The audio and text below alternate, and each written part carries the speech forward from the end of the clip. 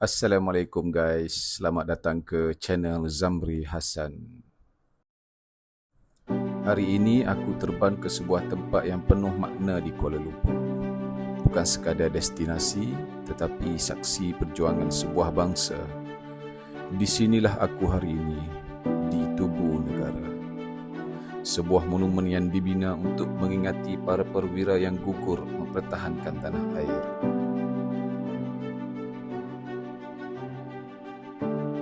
Di tengah kesibukan kota Kuala Lumpur, berdiri sebuah monumen yang menjadi saksi sejarah perjuangan bangsa. Inilah Tugu Negara. Tugu Negara dibina bagi memperingati para prajurit yang gugur mempertahankan tanah air semasa zaman darurat dan peperangan.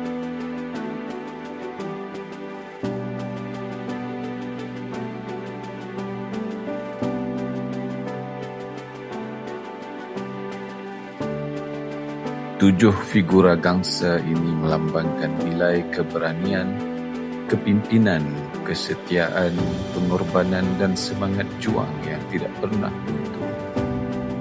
Setiap inci monumen ini bukan sekadar seni bina, tetapi kisah darah, air mata dan harapan sebuah negara yang ingin merdeka. Di sinilah kita belajar menghargai erti keamanan, hasil pengorbanan mereka yang tidak sempat melihat kemerdekaan.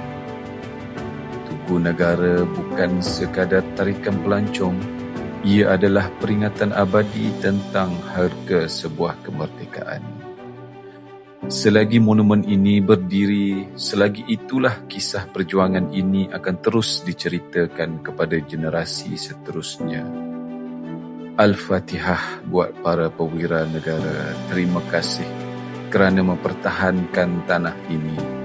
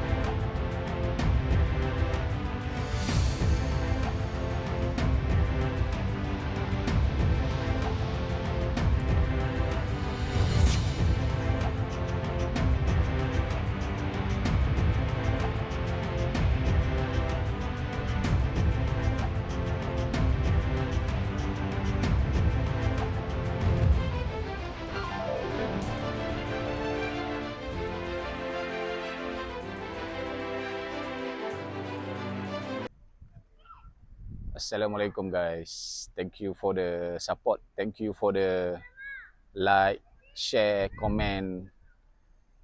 Sempena 1000 subscriber, saya ingin mengucapkan jutaan terima kasih kepada tuan-tuan semua yang telah subscribe saya punya channel Zamri Hassan.